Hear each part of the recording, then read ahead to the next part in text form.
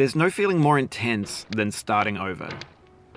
If you deleted your homework the day before it was due, as I have, or if you left your wallet at home and you have to go back after spending an hour in the commute. If you won some money at the casino and then put all your winnings on red but it came up black.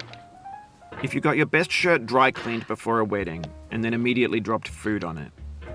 If you won an argument with a friend and then later discovered that they just returned to their original view.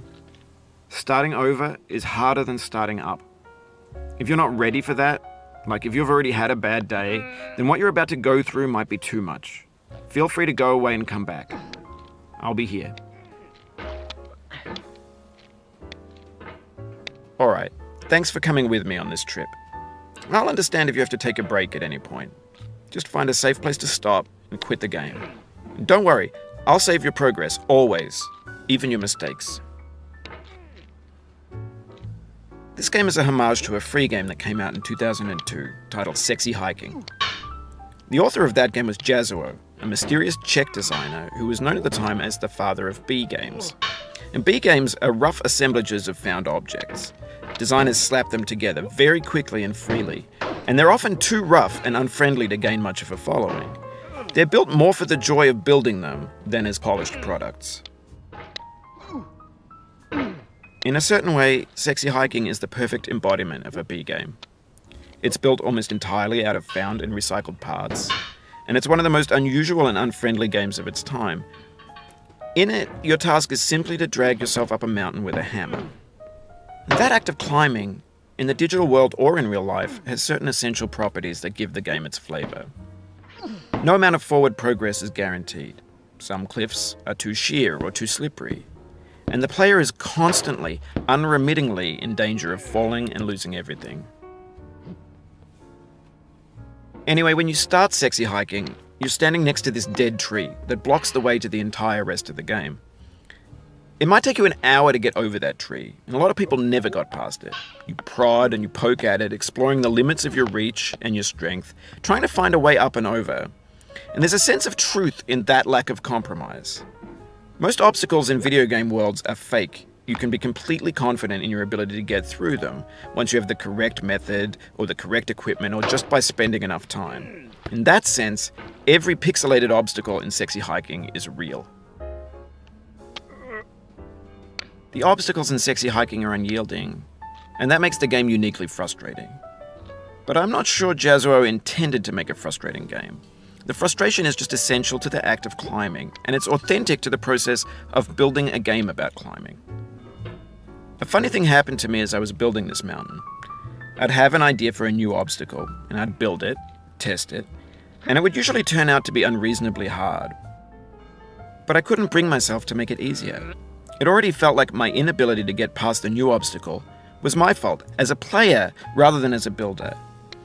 Imaginary mountains build themselves from our efforts to climb them, and it's our repeated attempts to reach the summit that turns those mountains into something real. When you're building a video game world, you're building with ideas, and that can be like working with quickset cement. You mold your ideas into a certain shape that can be played with, and in the process of playing with them, they begin to harden and set until they're immutable, like rock. And at that point, you can't change the world. Not without breaking it into pieces and starting fresh with new ideas. For years now, people have been predicting that games would soon be made out of prefabricated objects, bought in a store and assembled into a world. And for the most part, that hasn't happened, because the objects in the stores are trash. I don't mean they look bad or that they're badly made, although a lot of them are. I mean they're trash in the way that food becomes trash as soon as you put it in the sink. Things are made to be consumed and used in a certain context, and once the moment is gone, they transform into garbage. In the context of technology, those moments pass by in seconds.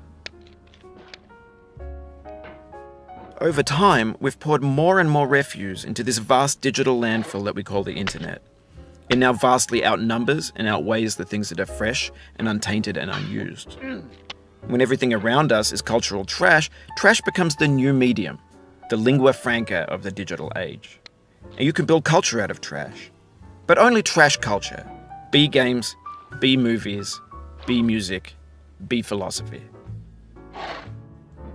No. Maybe this is what digital culture is. A monstrous mountain of trash, the ash heap of creativity's fountain.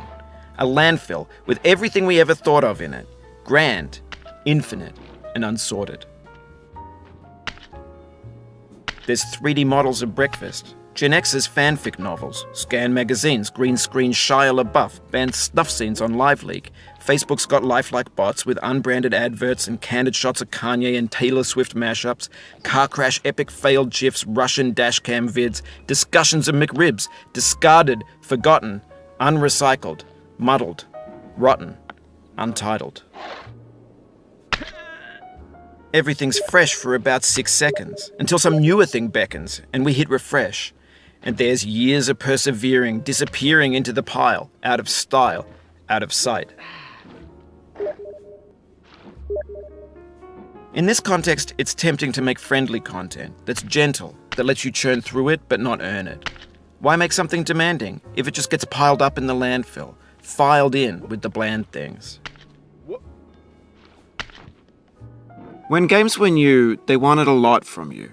Daunting you, taunting you, resetting and delaying you. Players played stoically. Now everyone's turned off by that. They want to burn through it quickly, a quick fix for the fickle, some tricks for the clicks of the feckless. But that's not you, you're an acrobat. You could swallow a baseball bat. Now I know, most likely you're watching this on YouTube or Twitch, while some dude with 10 million views does it for you. Like a baby bird being fed chewed up food. That's culture too. But on the off chance that you're playing this, what I'm saying is, trash is disposable, but maybe it doesn't have to be approachable. What's the feeling like? Are you stressed? I guess you don't hate it if you got this far. Feeling frustrated? It's underrated. An orange is sweet, juicy fruit locked inside a bitter peel. That's not how I feel about a challenge. I only want the bitterness. It's coffee. It's grapefruit. It's licorice. It feels like we're closer now. Composer and climber, designer and user. You could have refused, but you didn't. There was something in you that was hidden, that chose to continue. It means a lot to me that you've come this far, endured this much. Every wisecrack, every insensitivity, every setback you've forgiven me is a kingly gift that you've given me. We have the same taste, you and I. It's not ambition, it's ambition's opposite. An obdurate mission to taste defeat. You'll feel bad if you win, so I put this snake in for you. Have you thought about who you are in this? Are you the man in the pot, Diogenes? Are you his hand? Are you the top of his hammer? I think not. Where your hand moves, the hammer may not follow, nor the man, nor the man's hand. And this here is will, his intent, the embodied resolve in his uphill ascent. Now, you've conquered the ice cliff, the platforms, the church, and the rectory, the living room and the factory, the playground, the construction site, the granite rocks, and the lakeside. You've learned to hike. There's no way left to go but up, and in a moment I'll shut up. But let me say, I'm glad you came.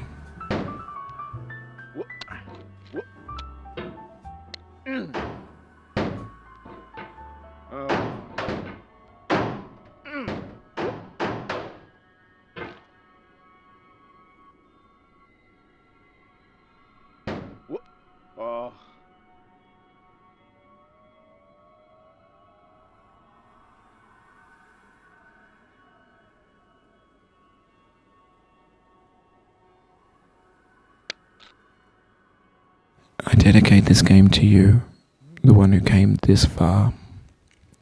I give it to you with all my love.